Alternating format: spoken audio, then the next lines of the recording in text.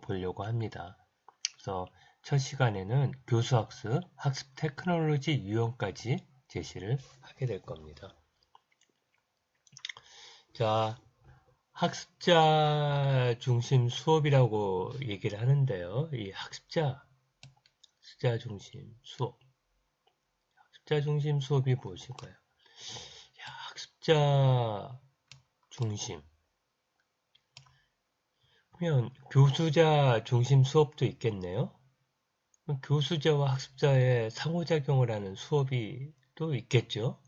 그러나 지금 우리의 수업을 보면 교사들의 입장에서 보면 우리는 학습자를 고려해서 학습자의 어떤 상황과 수준과 학습 속도와 학습자들의 여러 다양한 어떤 전략과 이러한 것들을 고려해서 수업을 준비하기 때문에 우리가 우리가 일방적으로 지시적이고 어떤 면에서는 강의식의 암기식의 그런 교육이라고 볼 수 있을까요? 이렇게 얘기를 하지만 학습자 관점에서 한번 비춰보세요. 과연 학습자들이 자기 스스로 어떤 수업의 목표와 내용을 결정하고 그 학습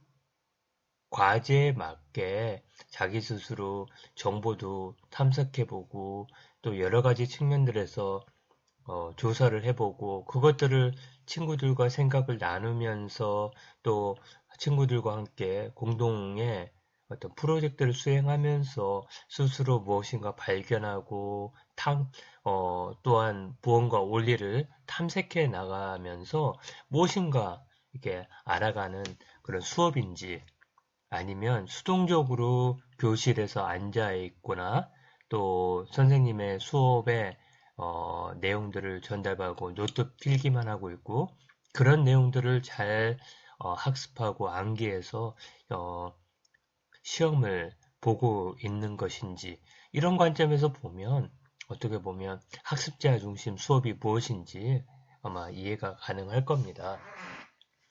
자, 통상적으로 학습자 중심의 수업은 학습자들에게 의미 있는 학습 경험을 제공해서 스스로 배움을 통해 이 학생 스스로 배우는 거죠. 스스로 배움을 통해 의미 있는 성취를 갖도록 의미 있는 자기가 뭔가 수행해서 자기가 의미 있는 것들을 찾아야만 그게 의미 있는 성취잖아요. 이런 것들을 갖도록 수업을 제공하는 것을 학습자 중심 수업이다라고 얘기합니다. 학습자 중심 수업의 이론적인 기소는 구성주의거든요.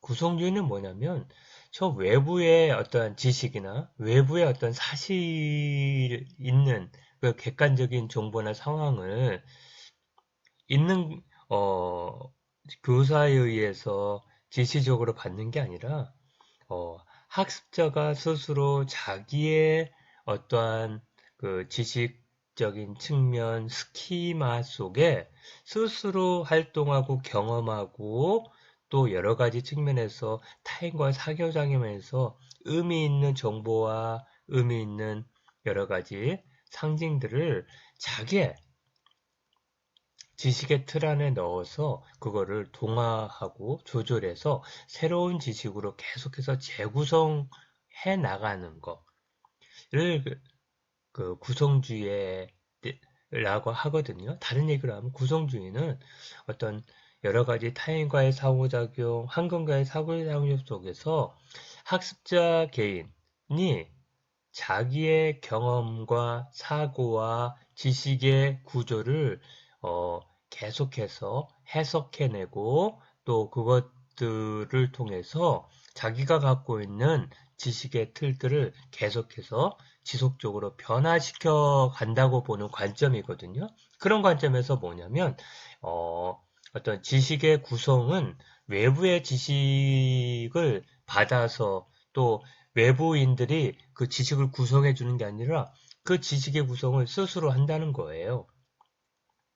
이거의 구성주의 핵심이거든요. 그래서 어떤 외부에 있는 객관적인 정보나 상황 등을 자기 주도적으로 또는 친구와의 어떤 타인과의 상호작용을 통해 가지고 학습자들이 이미 지니고 있는 지식의 틀, 스키마라 하거든요. 그런 것이나 경험을 지속적으로 재구성해 나가는 것을 강조하는 거예요. 구성주의.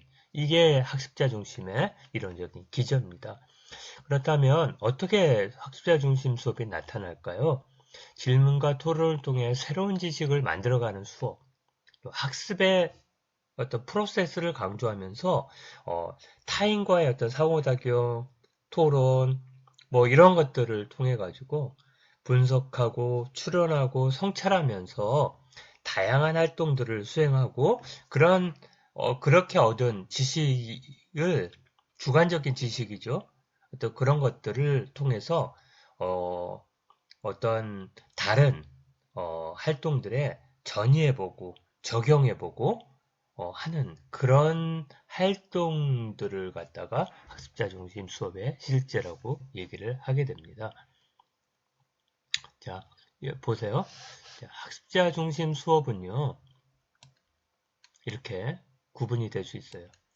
수업의 교수학습 방법이나 교수학습 도구, 이거를 한번 비교해 볼게요. 자, 기존의 교수학습 방법, 다른 얘기로 하면 학사 중심이 아니라 교수자 중심의 방법들.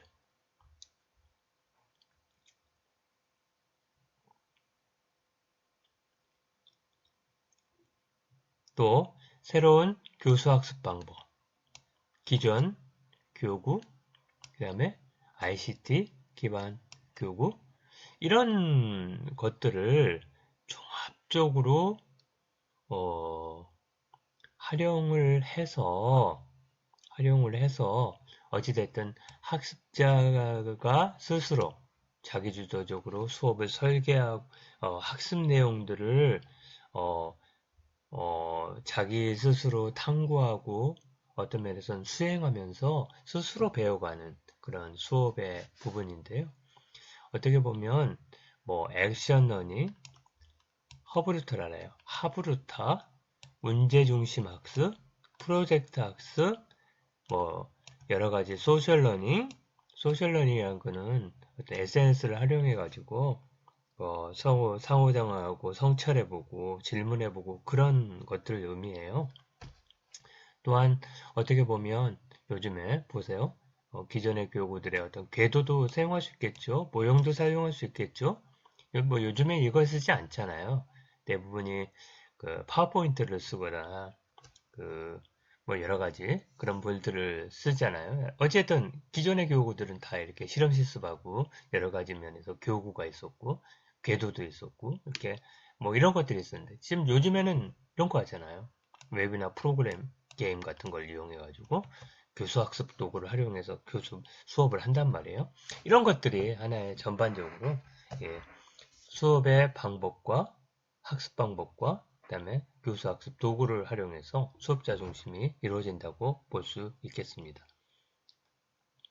자, 학습자 중심 수업의 유형을 살펴보면 프로젝트 학습이 먼저 제시할 수 있습니다.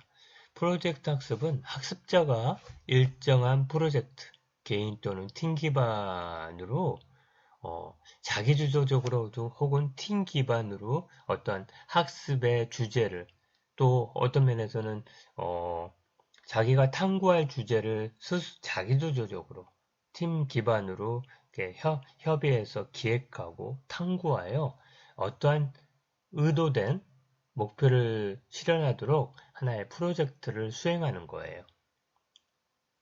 프로젝트 목표를 수행하는 거죠. 이게 프로젝트 기반 학습입니다. 어떻게 보면 여러분들도 하고 있잖아요. 어떻게 보면 일정한 과제를 공동으로 수행하면서 어떠한 문제에 대한 해답도 찾아보고 뭐 이런 프로젝트 수업을 어떻게 보면 과제를 많이 수행했잖아요. 두 번째로는 사례 기반 학습을 들 수 있어요.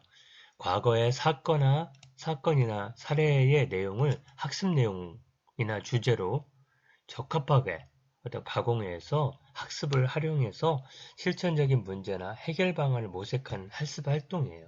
예를 들면 환자 사례를 제시해 놓고 치료나 간호 전략을 탐색하는 학습에 적용할 수 있죠.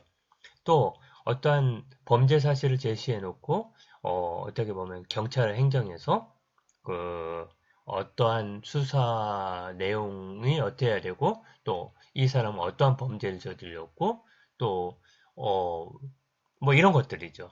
뭐 법학에서도 어떤 판례를 가지고 사용할 수 있겠죠. 그죠? 그 다음에 토의 토론 학습입니다. 토의를 통하여 다양한 아이디어를 얻고 토론의 특성을 통해 다양한 아이디어 중 가장 효과적이고 효율적인 생산을 논리적, 체계적으로 얻도록 하는 학습인데요. 토의는 이렇게 함께 모여가지고 어떤 주제에 대해서 서로 간에 아이디어나 의견을 나누는 거지만 토론은 디베이트 해가지고 어떤 일정한 주제에 대해서 찬반을 가려놓고 이렇게 서로 간에 옳고 그름을 계속해서 논리적으로 제시하고 증거를 제시하는 거잖아요.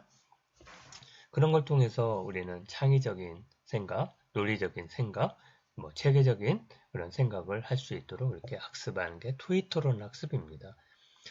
자, 문제중심 학습은요, 학습자들이 협업을 통해 직접적, 간접적, 가공된 문제의 원인을 탐색하기 위해서 다양한 정보를 수집하고 분석하고 효과적인 문제 해결을 도모하도록 돕는 학습 활동을 의미합니다.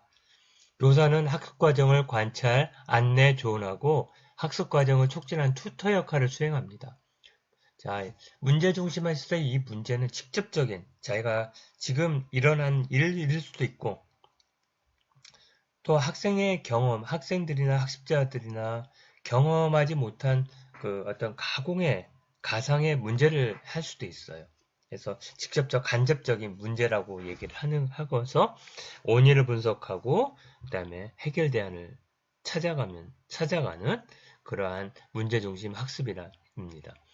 액션 러닝도 문제 중심 학습과 똑같아요. 그러나 학생들이나 이 삶에 혹은 학교에서 진짜 지금 일어나고 있는 진짜 지금 벌어지고 있는 일들을 관련 있는 직접적으로 경험하고 있는 그런 문제를 가지고 팀 학습을 통해서 문제 해결을 모색하는 학습 활동을 얘기합니다. 교사는 퍼실리테이터 역할을 수행해야 한다요. 그래서 문제 중심 학습이나 액션 러닝은 학생 주도적인 문제, 과제 설정, 문제 해결 사고와 전략, 팀 기반 학습, 성찰 활동 등 학습 과정을 통해 진행되는 공통점을 가지고 있다는 점. 참고하세요. 그 다음에 팀 기반 학습입니다. 공동의 목표 달성을 위해서 팀원이 서로 비전을 공유하고 효율적인 의사소통 체계를 갖추고 팀원 간의 활발한 상호작용을 통해 성과를 달성하는 팀 기반 학습이라고 합니다. 그래서 팀으로 짜여져서 공동의 어떤 문제 해결 과제를 설정하고 원인을 분석하고 또 여러 가지 팀원 개별적으로 혹은 뭐 팀원 중에 또 소팀을 나누어서 어떤 문제나 어떤 자료를 수집하고 문제를 위한 자료를 수집하고 원인 분석하고 서로 토론해서 공동의 어떤 결과물을 내도록 하는 그런 학습 기법이다 라고 생각하시면 되겠습니다. 자, 협동학습은 여러분들이 많이 해봤어요. 구성원이 4, 6명이 소그룹을 형성해서요.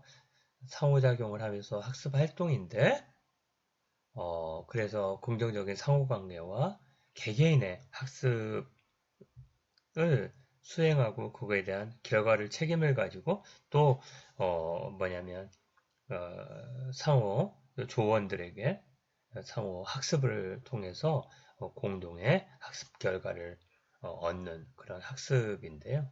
이것들은 어떻게 보면 능력별 팀 학습, 토너먼트식 학습, 뭐 지그쉐어라고 어떻게 하냐면 A, B, C, D 주제를 A D, E, F, G 조에 4명씩 이렇게 할당이 되면 뭐 D조는 A라는 문제, 뭐 B조는 뭐 F라는 문제, 뭐 C조는 Z라는 문제, 뭐 D조는 O라는 문제를 각각 공부를 하고 학습을 합니다. 그리고 나서 이제 각각 한 명씩이요. 예를 들면 이 D조에서 또 각각 이렇게 한 명씩 이렇게 모여가지고 각 팀에서 학습한 그런 내용들을 근데 각 조의 개개인들이 이렇게 함께 모여가지고 이렇게 자기가 공부했던 거를 제시하면서 이렇게 공동 학습해 나가는 부분이죠. 어떻게 보면 여러분 스터디 그룹 하게 되면 각자 공부해와갖고 난 이걸 공부했는데 해가지고 발표하면서 함께 이렇게 공부해 나가고 질문하면서 함께 공부해 나가잖아요. 그거랑 똑같습니다. 그 다음에 자율적 협동학습. 이럴 때 주로 2집1단을 구성하고요. 그 다음에 팀활동이나 그다음 보상체계가 주어지는 부분이에요. 그래서 이 부분들, 협동학습이나 이 부분들이 임용고사에 나온 적이 있습니다.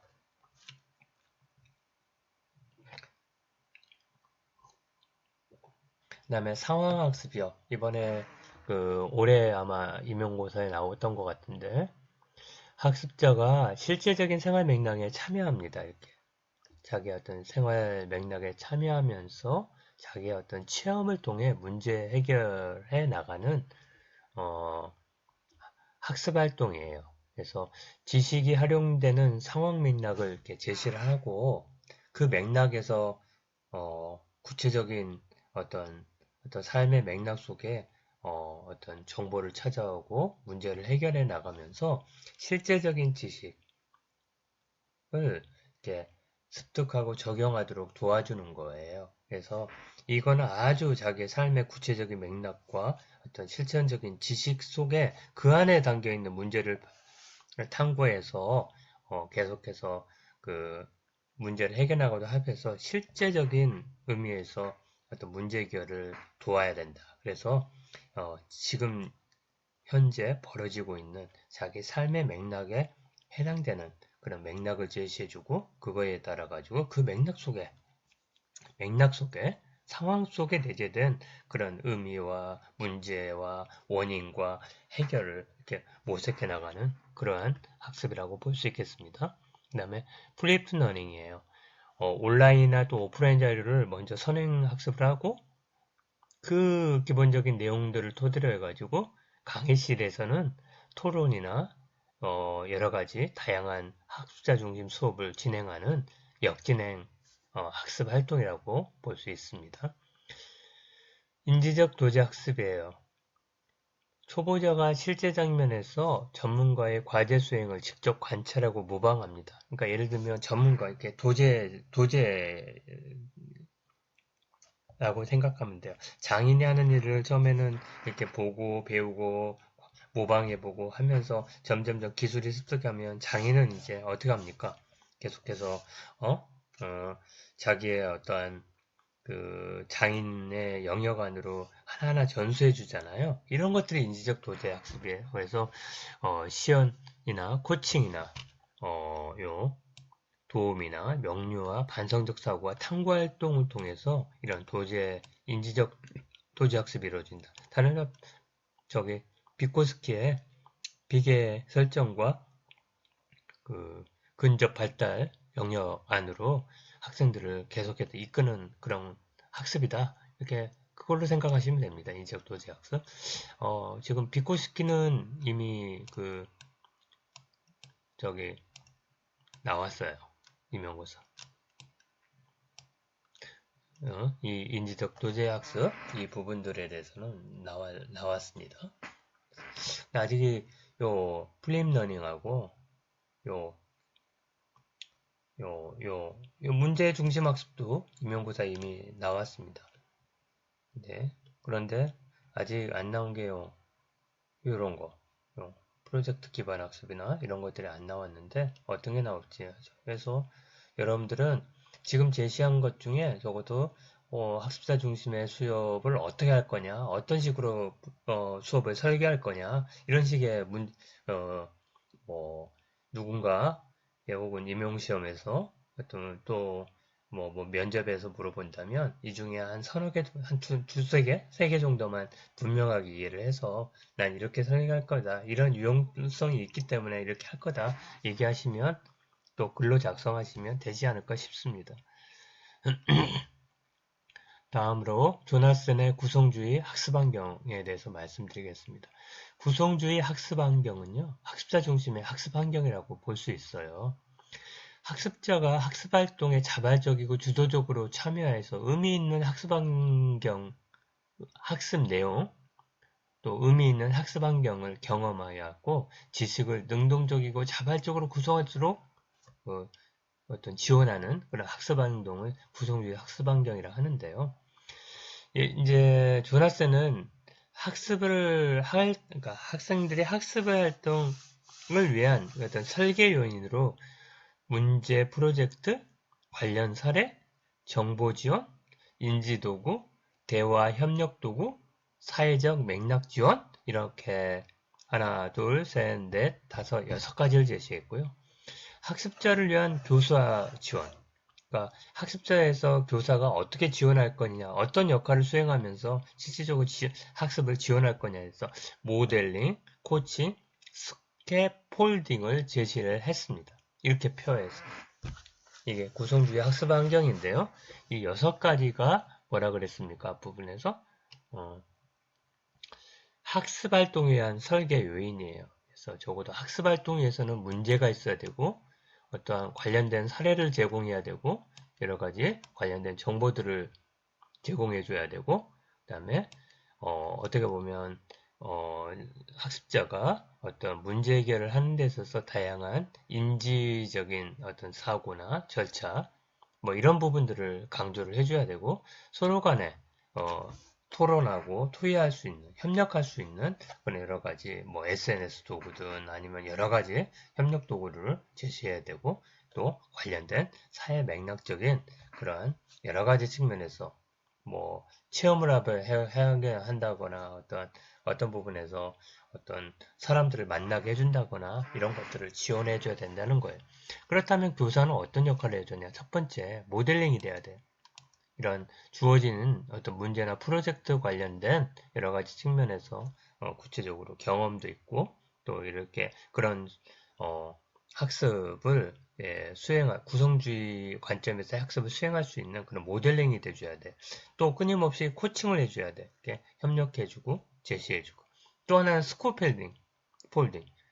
어떤 비계 설정으로서 점점점 이렇게 단계적으로 점점 자기가 할 만큼 그런 전문적인 일을 수행할 수 있도록 점점점 자기 영역 안으로 들어올 수 있도록 이렇게 도와주는 그런 역할을 해야 된다. 간단하게 이렇게 말씀드리는데 여러분들 그 교육 방법이 교육공학 시간에 구체적으로 다룰 테니까 여러분들 이것들은 좀 이렇게 읽어보시기 바라고 교재도 이렇게 제시되어 있습니다. 참고로 지금 교재는 여러분들 그 교생 실습이 이루어질지 모르겠어요. 지금 무기한 일단 면대면 수업은 지금 연기가 됐잖아요. 그래서 아마 2학기로 미뤄지던지 아마 그럴 가능성이 높을 텐데 어찌됐든 간에 교사로서 수행할 그런 구체적인 내용을 지금 학급 경영 활동의 저 뒷부분의 내용들을 먼저 지금 다루고 있습니다. 혹시나 여러분들이 도움이 될 수 있도록 제시하고 있는 거기 때문에 그 교재 내용을 참고하시기 바랍니다. 그 다음에 교수학습 설계 모형입니다. 에디 모형이라는 게 있어요. 에디 모형은 분석, 설계, 개발, 실행, 평가라는 그러한 영어 단어의 앞단어를 쓴 거예요. 분석은 뭐 하는 거냐면 학습자 특성 및 요구, 교육 환경 및 학습 과제 등을 분석하는 단계. 요게 임용시험에 뭐 재작년인가요? 언제 나왔어요. 그 다음에 설계, 디자인, 학습 목표를 설정하고 평가 도구를 선정해서 학습 촉진을 위한 교수 전략과 매체 선정 단계입니다. 개발이 있어요. 교육 프로그램이나 자료를 실제로 개발하여 형성평가를 통해 수정 보완하는 단계. 이제 프로그램이나 자료를 실제로 개발해갖고 한번 이렇게 파일럿 테스트를 해보는 단계예요. 그런 다음에 이제 진짜 실행을 해보는 거죠. 개발된 프로그램을 현장에 활용하여 관리하는 그런 단계. 그러면서 뭐냐면 이제 프로그램 매체가 적합한지 효율적인지 지속해도 되는지 수정사항은 무엇인지를 총괄적으로 평가해가지고 프로그램 교수학습 프로그램이나 수업 프로그램 자료 이런 것들을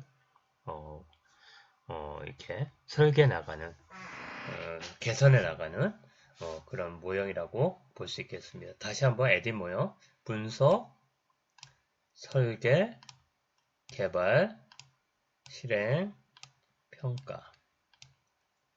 네, 제가 좀 교과서적으로 교과서를 읽는 게 아니라 제가 좀 평범하게 설명하려고 지금 하고 있는데 많이 이렇게 어려운 부분들이 있다면 질문들을 하시면서 꼭 저한테 이메일 보내주세요. 자, 두 번째로 여러분들 제시할 게 뭐냐면 교수 매체 선정 및 활용이란 뭐예요? 그러니까 아까쯤의 부분은 프로그램, 수업을 개발한다거나 프로그램을 개발할 때 쓰는 모형이고요. 아까쯤에 이 에딧 모형은 어시어 모형은 교수 매체, 그러니까 수업을 하는 교수 매체, 수업 도구들, 매체들 뭐 이런 것들을 선정하고 활용하기 위한 어떤 모형이에요. 그래서 어슈어 그것도 앞부분에 그 철자를 딴 거잖아요. 학습자 분석, analyze, learners 이것처럼 그래서 학습자 분석, 목표 진술, 교육 방법 및 미디어, 교수학 자료 선택, 미디어와 교수 자료 활용, 학습자 참여 요구, 그 다음에 평가 수정. 이게 하나의 단계예요. 이렇게. 그래서 이런 과정이 끝나고 나면 다시 이렇게 각각의 이렇게 피드백을 하는 이런 아마 모형일 겁니다. 그래서 학습자 분석은 뭐 하냐면 학습자 나이나 사전 지식이나 태도, 학습 양식 등 교육 프로그램을 참가하는 학습자 특성을 분석하는 단계고요. 목표 진술. 목표 진술은 학습자가 프로그램 이수에 무엇을 성취할 것인가.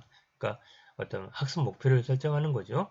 그 다음에 교육 방법 및 미디어 자료를 선택하여 주어진 과제에 적합한 효과적인 어떤 미디어나 자료, 정보, 어떤 테크놀로지를 선택하는 거죠. 그래서 미디어 교수화 자료를 직접 이제 활용해 보는 겁니다. 효과적으로 이렇게. 그러고 나서 이제 학습자의 적극적인 수업에 참여하도록 여러 가지 교수 기업이랍니다.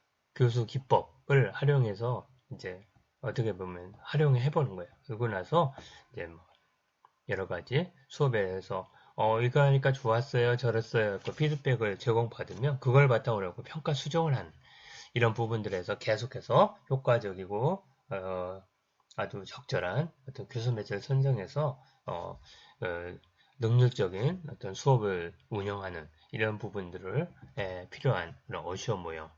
그 다음에 보세요. 교수 학습 상황, 그러니까 교실 상황에 따라서 또 하나는 제공되는 지식의 내용과 또 어떤 학습, 수행, 활동 방법에 따라서 교수 방법은 바꿔질 수 있다. 예를 들면 학습 집단이 50명 이상이면 대집단이잖아요. 그리고 또 하나는 뭐냐, 교육 내용의 개념과 원리를 배울 때 새로운 지식을 습득하에 초점을 둘 때는 가장 좋은 건 강의법입니다. 강의법. 강의가 나쁜 건 아니에요. 원리와 새로운 지식을 설득하고 전반적인 개념을 잡고 어떤 틀을 잡는 데는 강의가 최고예요. 그리고 학습 집단이 한 30명, 40명 되고 여러 가지 면에서 새로운 지식을 습득하거나 여러 가지 뭐 신체적인 영역, 운동 기능을 다룰 때는 시범이나 실습하는 게 최고다. 그 다음에 3, 40명인데 소집단으로 구성되어 있다. 근데 주로 인지적인 영역이다. 새로운 지식을 창출하기나 탱고하기나 문제 해결을 위한 부분이다. 그럴 때 뭐 소집단 학습이나 협동 학습이나 문제중심 학습이나 프로젝트 기반 학습이나 이런 거를 활용하면 좋다. 이런 거예요. 자, 20명 이하일 때는 어떻게 되냐? 그다음에 어떤 태도나 정의적 영역을 다루고 있다. 이럴 때는 모의 실험이나 게임이나 역할글 이런 거를 활용할 수 있다. 20명 이하인데 새로운 지식이나 습득이나 문제 해결을 이렇게 개념과 원리를 학습한다. 이럴 때는 탐구 학습. 발견적 접근. 그 다음에 개별 학습이 가능하고 어떤 새로운 지식이나 어떤 개념 원리, 절차가 아니고요. 절차 학습인 경우는 이렇게 보조 학습이나 외기법 이렇게 수업을 할 수 있다. 그래서 교수 학습의 상황을 고려했을 때, 이 상황은 어떤 인적 구성이죠. 학급 집단이 몇 명이냐, 그 다음에 지도할 내용이 어떤 거냐, 어떤 것들을 강조점을 둬서 수업을 진행할 거냐에 따라 가지고 수업 방법은 이렇게 차이를 둘 수 있다라고 보시면 되겠습니다. 그 다음에 학습 테크놀로지 관리예요. 21세기 디지털 학습 환경에는 학습자 개인에게 필요한 정보와 지식을 탐색하고 분석하여 활용할 수 있도록 디지털 정보나 테크놀로지 활용을 강조하는 디지털 리터러시가 강조돼요. 학습자에만 요구되는 게 아닙니다. 교수자들도 이제 디지털 정보나 테크놀로지를 활용해서 적절한 수업 내용과 전달 방식을 선택하고 결정할 수 있는 능력이 필요합니다. 그런 점에서 교사들에게도 디지털 리터러시가 필요합니다. 자, 디지털 리터러시가 뭐냐면 디지털 정보와 자료를 활용하여 문제와 과제를 비판적으로 분석하여서 다른 사람과의 협업과 소통을 통해 문제를 해결하고 효과적인 프레젠테이션으로 사회적 영향력을 갖는 능력을 말합니다. 또 디지털 기기나 소프트웨어, 어플리케이션에 대한 이해 활용 정도는 여러분들 뭐 어플리케이션이나 소프트웨어 금방 하잖아요. 뭐 줌이든 뭐 요즘에 보면 화상 강의한다고 줌 많이 사용하잖아요. 저는 사용하지 못해요. 어떻게 하는지도 잘 모르겠고. 근데 여러분 잘 알잖아요. 진짜 이런 활용 정도가 아니에요. 이거를 활용해가지고 의사소통하고 의미 있는 사회 참여를 하고 비판적 사고를 하고 문제 해결을 하는 이런 능력을 갖다가 디지털 리터러시라고 얘기해요. 그래서 디지털 학습, 어떤 교수, 테크놀로지 리터러시는요, 학생들이, 교사들이 구체적인 수업 목표 또는 학습 목표를 성취하도록 돕기 위해 활용할 수 있는 기기, 장치, 도구를 적절하게 활용할 수 있는 능력을 얘기합니다. 그래서 테크놀로지 하면 주로 뭐 컴퓨터 뭐 이런 기기들만 얘기하는데 교과서나 교구나 칠판들도 다 뭐냐면 테크놀로지입니다. 어떻게? 수업에 활용하는 도구면 다 테크놀로지라는 거예요. 자, 왜 학습 테크놀로지를 활용하면 어떤 효과가 있느냐? 학습 내용을 효율적으로 정확하게 전달할 수 있고요. 학습자의 주의 집중을 도와줄 수 있고요. 교수 학습 과정을 표준화할 수 있습니다. 말로 하면 여러 가지가 다르지만 테크놀로지를 하게 되면 이용하고 파워포인트를 하게 되면 전달 내용이 거의 이렇게 표준화되잖아요. 그다음에 수업에서 활용하는 매체가 다양해져 여러 교수 학습을 사용할 수 있습니다. 매체가 다양하면 다양한 방식으로 이렇게 수업 내용을 전달할 수 있고 또 협력도 가능하고 또 여러 가지 대화의 어떤 도구도 되기 때문에 충분하잖아요. 제가 지금 우리가 답답하지만 저는 그 밴드를 이용해 가지고 여러분들이 상호작용한 내용들을 밴드에 직접 적어보기도 이렇게 하고 질문하면 여러분들이 직접 이렇게 밴드를 이용해 갖고 문자로 텍스트로 딱 답을 주면 서로 이렇게 보면서 또 공통점을 추출해보고 그런 활동들을 많이 해봤는데 이게 이제 여러 가지 교수학습 방법들이 다양해질 수 있습니다. 언어로 표현하는 것보다 사진이나 그림, 동영상을 표현할 때 학습자에게 구체적인 경험을 제공하는 게 더 쉽겠죠. 대일의 경험의 온추가 학습들의 활용의 효과를 보여주는데요. 대일의 온추 환경이 이렇습니다. 봐보세요. 자, 읽기부터 해가지고 듣기, 이미지 보기, 비디오 시청, 전시회 현장 참석, 사용법에 대한 설명 보기, 참여 실습 워크숍, 디자인 공동수업, 시뮬레이션, 실제로 진행하는 여러 가지의 그러한 경험들, 학습 경험들이 있잖아요. 학습 경험 자료를 제공하거나 학습 경험을 할 수 있는 여러 가지 것들을 이렇게 테크놀로지로 이렇게 제공을 해주는데 한번 봐보세요. 학습 활동. 읽을 때는 얼마큼의 읽은 거에 대해서 기억을 합니까? 10%를 기억합니다. 듣는 거는 20%. 그러니까 읽고 듣고 하는 기존의 강의식은 20%밖에 기억을 못해. 여러분들이 강의를 듣고 나면 한 1시간 지나고 하면 20%밖에 기억 못한단 말이야.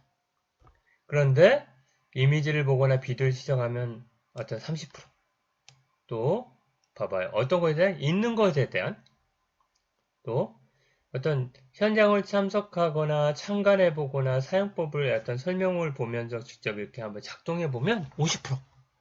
또 직접적인 실습을 하거나 디자인 공동수업. 그러니까 예를 들면 여러 가지 측면에서 이렇게 함께 설계해보고 함께 이렇게 학습 과제를 선정해서 공동으로 이렇게 수행해보는 이런 활동들 이것들은 70%예요.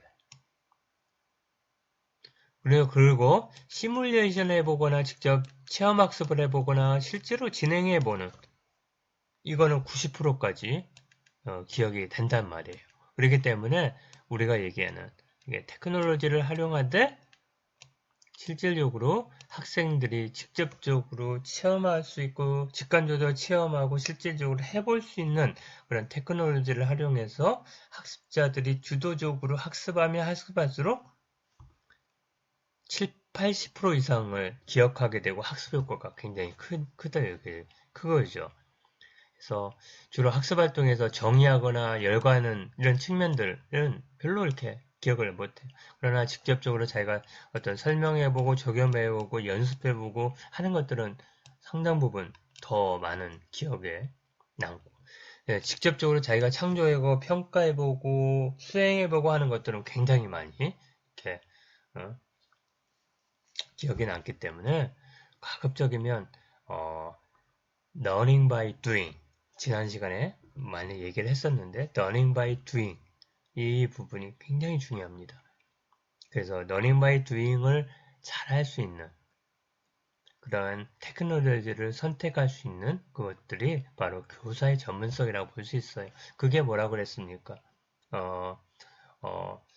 테크놀로지 어떤 그 교수학습 지식 이 부분들을 얘기했었죠. T팩이라고 기억나시나요? 앞부분에서 말씀드렸어요. 자, 수업 매체의 기능은 4가지가 있습니다. 매개적 보조예요. 주의 집중이나 동기부여에서 매개적인 그 다음에 정보 전달을 신속하고 할 수 있고요. 또 여러 가지 학습 경험을 구성해 줄 수 있고 또 어떤 수업에 직접적인 어떤 부분을 활용할 수 있는 그런 기능들이 있다. 자, 교수학습 활용 웹이나 웹 도구를 잘 알고 있으면 어떠한 부분에 있어서 어떤 내가 학습 활동을 학생들에게 제공해야 되겠다. 또 학생들은 이 내용들을 어떻게 하면 잘 학습할 수 있겠다. 이런 것들의 활동들을 결정하고 또 그거에 알맞는 어떤 어플리케이션 도구들을 활용하면 좋겠죠. 예를 볼게요. 아이디어 발성, 브레인스토밍. 저는 안 써봤어요. 패드랩도 있다 하고요. 마인드맵은 OK 마인드맵도 있고요. 그 다음에 브레인 라이팅 이런 거 하면 그런 와우 아이디어스도 있고요. 그 다음에 자료 수집에서 검색 엔진은 구글 설문하면 서베이 그런 것도 할 수 있죠. 그 다음에 사진 동영상 구글 포토 이런 것들 사용할 수 있고요. 요즘에 유튜브 많이 사용하죠. 토론 활동에 되면 뭡니까? SNS 위두랑 저는 뭘 많이 하냐면 밴드를 많이 하거든요. 그 다음에 가상체험 지도 같은 거 여러분들 다 많이 알고 있는 것들이 있죠. 그 다음에 창작 활동 여러분들 어떻게 보면 구글 문서 도구나 여러 가지 요즘에 한글 오피스에서도 협업이 가능하잖아요. 그 다음에 메모, 자료 공유, 구글 드롭복스 이런 것들을 쓰는 거 이런 것들이 다 하나의 어플리케이션 도구로서 활용할 수 있는 겁니다. 한번 정리해 볼게요. 학습자 중심 수업은 학생들에게 의미 있는 학습 경험을 제공하여 스스로 배움을 통해 의미 있는 성취를 갖도록 하는 수업을 제공하는 것을 말합니다. 학습자 중심 수업의 이론적 기준은 구성주의에 있어요. 뭐냐면 객관적인 정보나 상황을 자기의 어떤 지식 구조 속에 재구성해 나가는. 그래서 타인과의 상호작용이나 환경과의 어떤 직접적인 경험을 통해 갖고 기속적으로 학습자의 개인의 어떤 인지 구조를 변화시켜가는, 재구성해가는 과정을 갖다가 경험 구성주의로 얘기하는데, 이런 구성주의 관점. 학습자 중심 수업은 질문과 토론을 통해 새로운 지식을 만들어가는 수업인데요. 주로 분석하게, 추론하게, 성실하게 이러한 다양한 활동을 통해서 어떤 학습의 어떤 내용을 다른 내용으로 전이 가능성을 높이는 활동으로 실시하는 게 학습자 중심 수업이고요. 학습자 중심 수업은 프로젝트 기반 학습, 사례 기반 학습, 토론 학습, 문제 중심 학습, 액션 러닝, 또 팀 기반 학습, 협동 학습, 상황 학습, 플립드 러닝, 인지적 도지 학습 등이 있습니다. 구성주의 학습 동의는 학습자 중심 중심의 학습 환경으로 학습 활동에 자발적이고 주도적 참여해서 의미 있는 학습을 할 수 있는 환경을 제공해 주는 거라고 보면 되는데, 조나스는 학습 활동은 설계 요인으로 문제 프로젝트, 관련 사례, 정보 지원, 인지 도구, 대화 협력 도구, 사회적 맥락 지원을 제시를 했고요. 학습자를 위한 교수 지원 활동은 모델링, 코칭, 스캐폴딩 등이 있었습니다. 그 다음에 어떤 교수학습 프로그램이나 어떤 수업을 개발하는 모형으로 에디 모형을 제시했었어요. 분석, 설계, 개발, 실행, 평가 등으로 구성된 프로그램 설계 모형을 제시했었고요. 그래서 분석, 설계 단계 이거 임용고사 나왔던 것입니다. 학습자 분석과 뭐 환경 분석하고 뭐 여러 가지 자료를 설계하고 뭐 평가 도구를 만들고 하는 그런 것들 제시했었어요. 어시어 모형입니다. 이거는 뭐예요? 교수 매체 선정 및 활용 모형인데 학습자 분석, 목표 진술, 교육 방법, 미디어, 교수 학습 자료 선택, 미디어와 교수 자료 활용, 학습자 참여 요구, 평가 수정 등으로 이렇게 구성된다고 얘기했습니다. 학습 테크놀로지를 활용하기 위해 경험의 운치를 고려하여 효과적인 교수 학습 웹, 앱 도구를 활용할 수 있는 디지털 리터러시가 학생에게나 교사에게 요구된다고 말씀을 드렸습니다. 수고하셨습니다. 그리고 뭐 제가 이렇게 설명하는 데 있어서 어떤 각본을 쓰고 수업에 어떤 각본을 써서 멘트를 써가지고 읽거나 그러지 않았어요. 그래서 지금까지 제가 10년 이상 가르친 내용들을 가지고 지금 그 강의를 하고 있는 겁니다. 지금까지 강의가 다 그랬어요. 이 동영상 강의가. 그래서 여러분들 혹시나 어떤 제가 어떤 지금 한 번도 지금 중단 없이 그냥 쭉 지금 강의를 하고 있는 거거든요.